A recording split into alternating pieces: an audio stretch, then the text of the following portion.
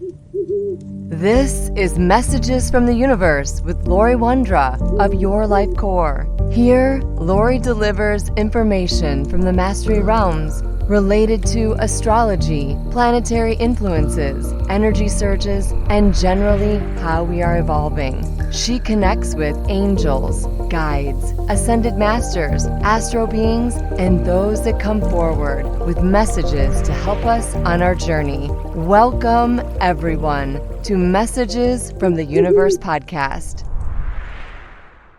Hello, this is Lori Wondra, and thank you for listening. Let's touch base again on our thinking and feeling and the concepts of our energetic bodies. I'm being called again to talk about our physical body, our etheric body, our emotional body, our mental body, the expansion into the spiritual fields, and what's happening today, what's pushing us to expand these energetic fields, what's pushing us to work and understand our chakras, to develop our expanded chakra fields. What's happening in these areas? What's pushing us to become greater connected to the universe as well as the galactic forces that are influencing us now? The only thing I can think of or intuit on is that the universe continues to expand. And as the universe expands and as we expand, we have greater access to that information. We're more curious than we were 10 years ago. And we're certainly going to be more curious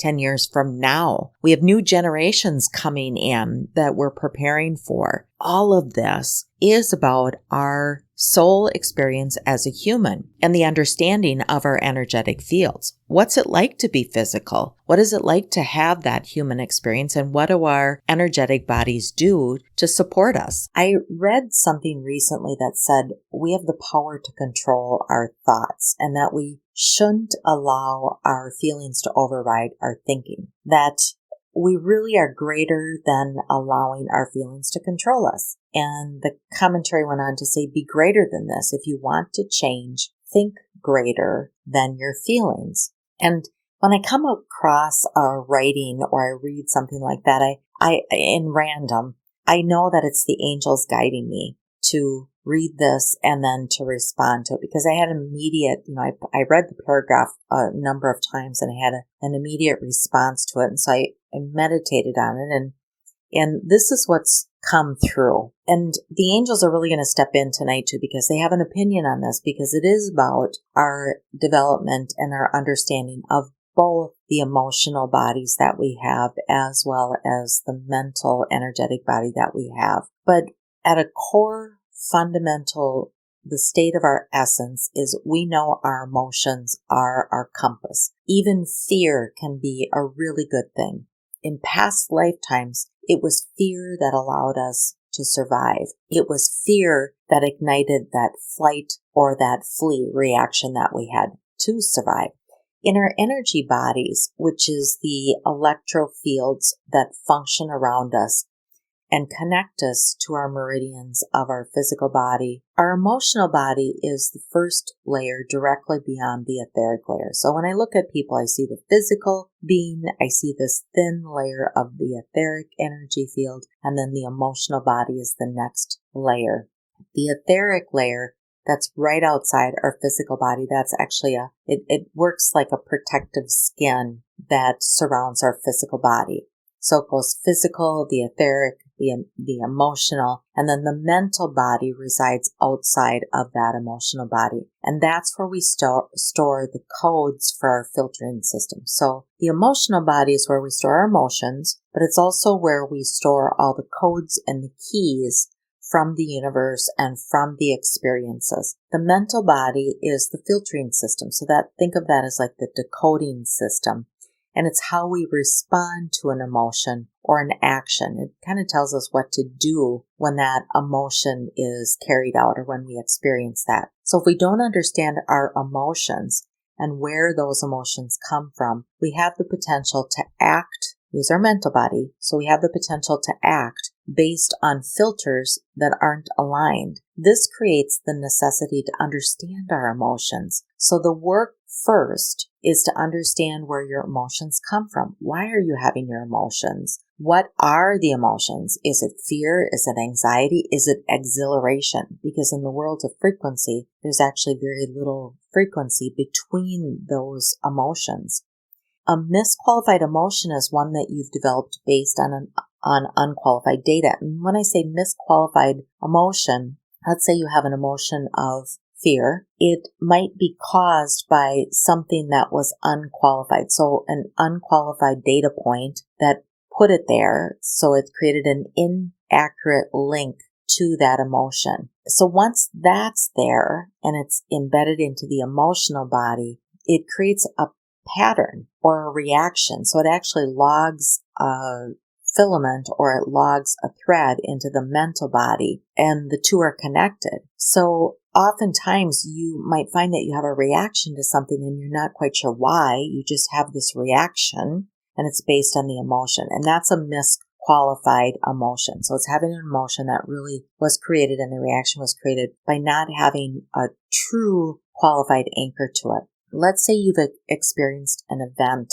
in your life that has left a really, really strong imprint. And let's say it was a trauma in a relationship that you experienced. And in this trauma, it created an emotional trigger. It was then also followed by the imprint carried in the mental energetic body. And this filter will always then be there. And this filter might be to be on guard, be alert, watch for that to happen again, or just to be prepared. And in that filter that was created, it creates a barrier for you to have healthy relationships. So all your relationships look through that filter. Okay. Now, let's say you have a fear of attracting someone that would create a similar situation for you that you experienced in this trauma. You are furthering your filter system to add on top of that original filter. You're just adding another layer to create this, I'm scared of meeting someone new. So we layer our emotions, and then we layer the mental component, the filter or the filament of the filter. So we have less of the truth coming to us. And in this lifetime, we're unraveling the emotional threads of ancestral, we're on past lifetimes.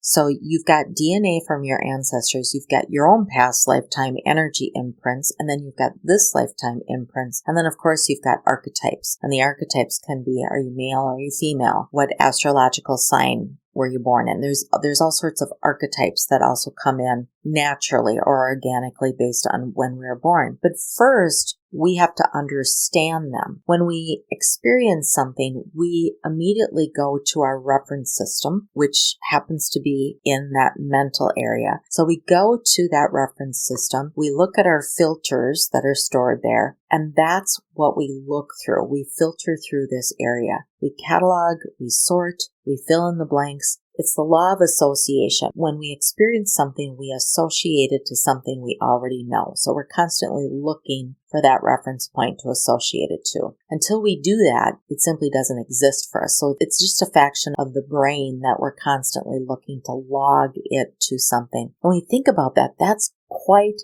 fabulous. I mean, it's just the stuff that the human body and the energy fields do just always amaze me. But it also creates the opportunity, as fabulous as it is, it creates the opportunity that you will always only associate the events that you experience to the events that you've experienced in the past. And so if you've logged it incorrectly or you've developed this inaccurate filter, you will continue to log current events to that filter. And so how do we move past that? One is understanding that right now we're unraveling all those layers. We're unraveling the emotions that we have tied to these false filters. We're working on changing our filters. We're working on understanding our emotions. And one of the key components is really just to slow down and be present and to allow, to understand that you have this mechanism. As intelligent as we are as humans, we have these mechanisms that create havoc when maybe they don't need to do that. So if you slow down and know that you might have a filter that's being triggered, or you might have an emotion that's misqualified, or you just don't understand it, it's to be present with it. and to sit with it. And sometimes we want to talk about our emotions, and that is healthy. I don't want to say it's not healthy, but the very first step is to sit and to be in the emotion. So in a busy time, like this lifetime for everyone is busy. Everything is faster, quicker, and with that, we all have an expectation that we're going to work through things faster and quicker, and that it's going to be easy. Think about the things that we have in our own life to make things easy for us. We've got technology, we've got washing machines and dishwashers and those types of things that are meant to make life easier for us. So we have an inborn expectation that when these things come up and we learn them about ourselves, it should be easy to release it. We also believe that time is money. We all want more time. And so we have this expectation too. We're going to be fast. I got to get through it really fast because it's holding me back. Once I discover something, I want to move on with it because I suddenly understand it's pulling on my energy. It's holding me up, or it's preventing me from being somewhere else. Time is a huge factor because in the third dimension, we run on time, but in all the other dimensions, time is irrelevant. It's based on event. It's based on experience. It's based on observation and learning. So time is irrelevant. There is no time. There are only events and what we associate to those events. And so the steps to take is to don't worry about the time, like I got to get through this week, or I have to get through this in the next hour. It is about being with it and being present in the event. Meditating, and I'm discussing, philosophizing with the angels and the guides and the teachers of the universe. And I ask, so where do feelings come from? Where do thoughts come from? And the question, do thoughts create feelings or do feelings create thoughts? If we don't have an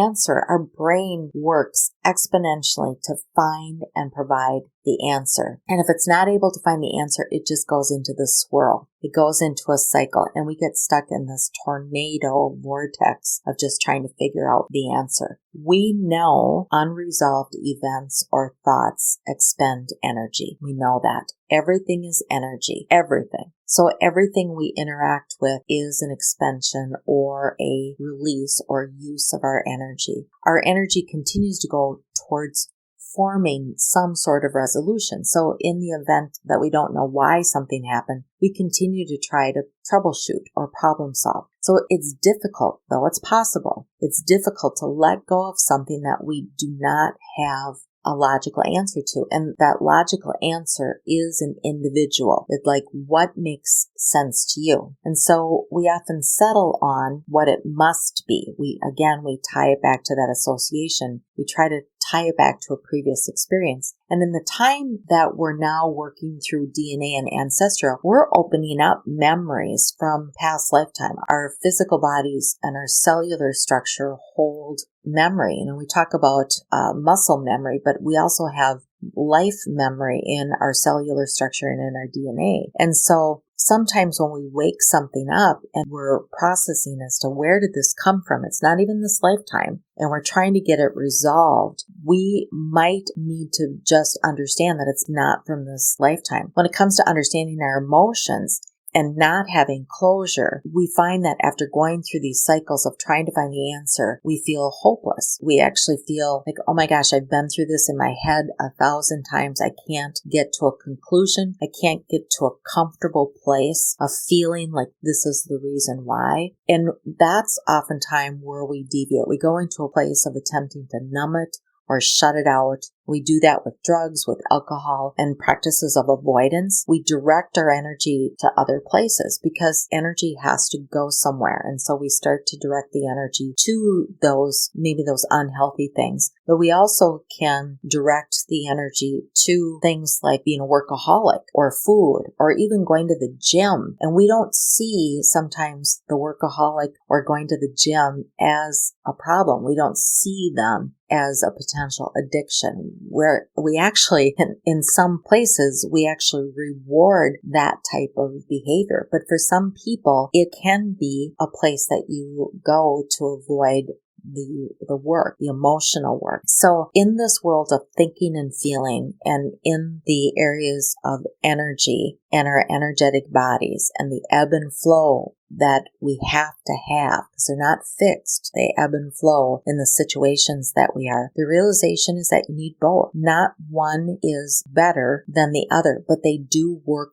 closely together, and there's a logical connection between the two of them. So you need both, and they have to function together. Your feelings are your compass, but if you're flying purely on feelings and that compass is off and you don't know it's off, you're flying in the wrong direction. Your mental filter is how you see life, but if all your filters have you looking through a lens of, let's say, fear, rage, you can be pessimistic or even optimistic, you don't have the opportunity to see the truth. What you're seeing is only through the filters that you have. So they need to work together, and you need to understand that they work together. And understanding your emotions and the filters that you've built up around those emotions is the key for you to begin to see the deep-seated truth of the situations and to experience life and to experience yourself in a different way. When you know your emotions and you can identify that emotion and you know your compass is solid, and when an emotion hits you, then you know if it is true. So let's say fear hits you and you're solid on your compass, then you can know true fear, and it's not just a moment reaction. Then you can actively engage the mental body for the appropriate action to take, next steps that you need to take, and even into that expected outcome or that space, at least to have that space to experience something new and unique. Our human makeup, or the science of our being, is incredible. It's fascinating, but it still has to work together. All pieces are important. All are important when they stand alone. Emotions are powerful when they stand alone, but they are even more powerful when they are aligned with the correct filtering and decoding systems that are in our mental field. Our mental field is important because without emotion or without a compass, we can't talk ourselves into anything. We'd be gridlocked. So if you've ever been in a situation where you just feel like you're in this place of analysis paralysis, you've got all the data in front of you, but you still can't seem to move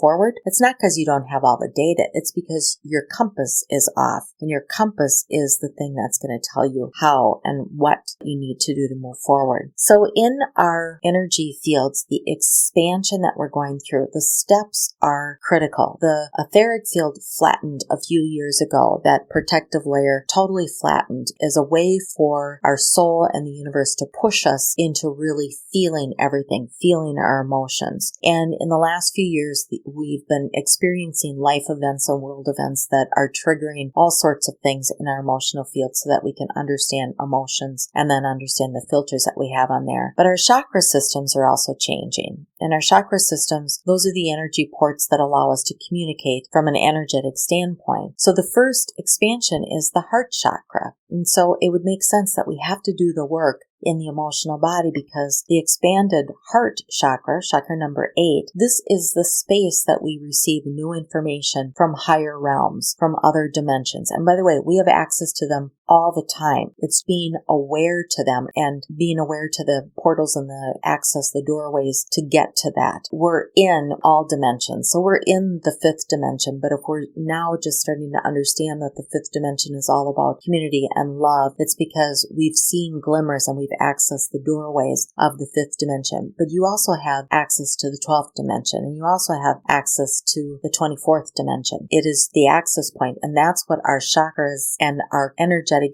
fields are preparing us for. And that's why we're suddenly taking an interest in all these different realms, the dimensions, the parallel universes. It's those types of things. It's because we're doing the work at the individual layers that are creating or showing us these doorways. So that chakra number 8, that becomes the receiving space for this new information to be pulled into our energy field. This is where we connect to the moon, the archetypes of the moon, the feminine energy. This is where we begin to have that deeper karmic understanding. It's at a different level of feeling, and it's certainly at a different level of loving. It's a different use of the heart. And again, this is the compass area. So things begin to feel different simply because they are different. Chakra 9, that involves the throat chakra. So, chakra number 5 is the throat chakra. And we actually have the lower, which is the collarbone. The middle is the neck area, the throat area. And then the upper is the sinus. So step 1 is those three all have to merge together. And we begin to call that a combined throat chakra. But then there's a higher chakra that connects us to the spiritual world, or spiritual communication that is above us. And that expanded throat chakra needs to connect to that spiritual chakra. And then that creates the expanded, the 9th chakra. This connects us to the sun. It's the masculine energy. Keep in mind, we're always balanced between the masculine and the feminine. Sometimes it doesn't feel like it is, but we have both. And so the 9th chakra, as we connect to the sun and the masculine energy, this is where we begin to understand and see and remove those blockages. So it's at that point, then the mental body starts to engage. We start to see the filters that we had in place and how they're preventing us from going forward. We can remove those blockages, adjust our filters. We begin to understand the archetypes that we have, if we're male or female, or if we're born under a certain astrology sign. Those types of archetypes have influenced the filters, and we can understand them a little bit better so that we can look at life. This is also where we begin to really understand and really assess where we've been and where we are going. And it's here that we begin to see the possibility of truly living our dreams. They're no longer just a vision, a hope, or a dream, but we actually see the possibility and we begin to live the parts of our dream that we allow to come to us. And this is the prime seat of manifestation. We can't forget about the foot chakra. Oftentimes we forget about the foot chakra, and that section is also combining with the lower chakras. So the root chakra, the sacral chakra, and the solar chakra are combining with the foot chakra to make chakra number 10. So this is the combination. The first step in that is the combination of the lower three, the root, sacral, and solar. And then as those become expanded, then they connect to the foot chakra, and that creates that chakra number 10.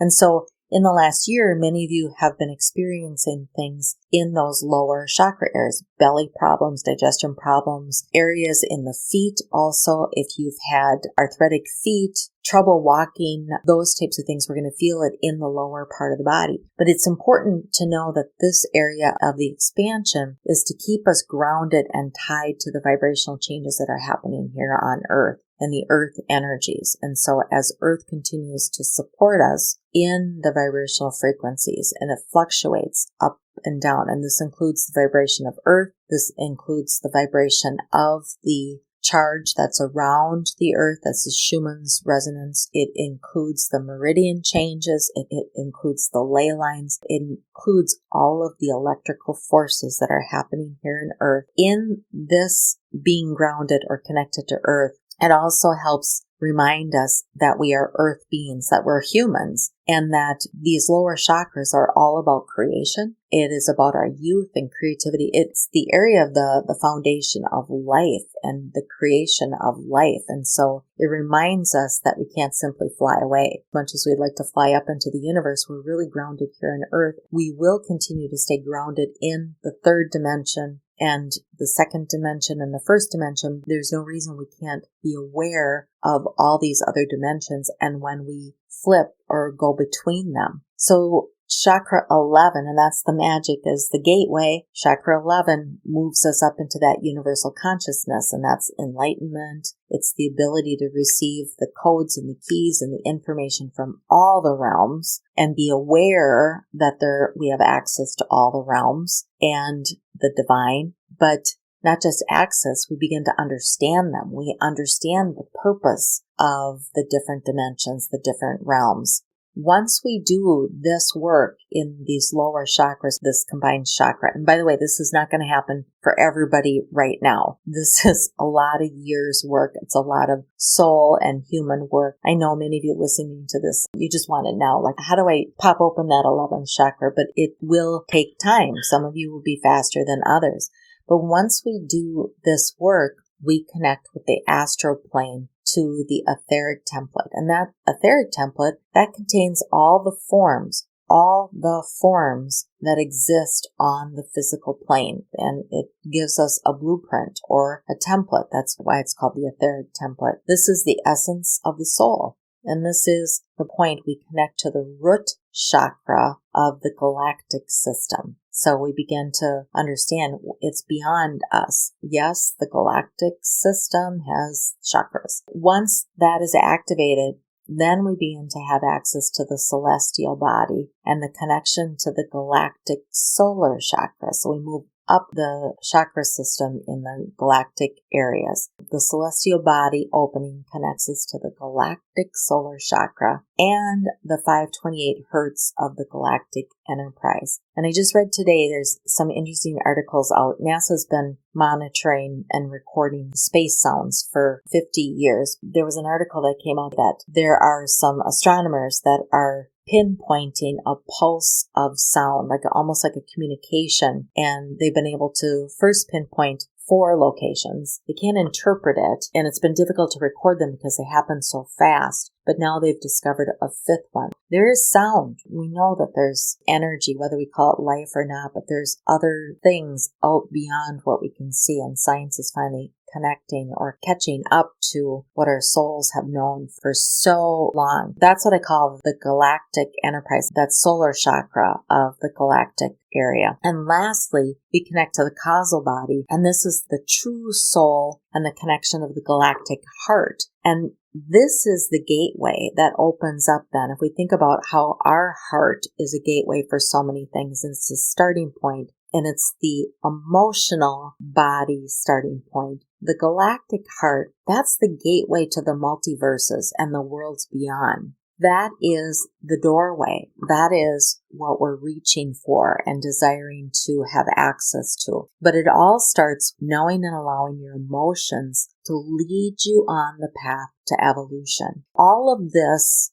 emotional evolution, the discovery of more of the balance between the masculine and the feminine, this began to hit us hard in the year 2000. Wherever we are on our journey, or whenever we decide to start, we will continue to be pushed to expand our energy fields. We are energy, and everything about us is a vibration. We measure that vibration in hertz. So use your energy, use your emotion, your emotional energy to help you evolve. Use happiness, joy, peace, calm, excitement. We like to be in those vibrations. They feel good, and we can use them to help us continue to evolve. But don't be afraid to dip into the lower vibrations of sadness, frustration, disappointment, grief. It's when we spend time in those frequencies and we understand them, we make that connection between our emotional and our mental bodies. We evolve, we shift. We understand the control and the navigation and the manifestation that we can create around our emotional body and our mental body. That's the power of our evolution. I'm Lori Wondra. Thank you for listening. Thank you for listening to Messages from the Universe podcast with Lori Wondra of Your Life Core. For current events or to schedule a private session with Lori, please visit yourlifecore.com.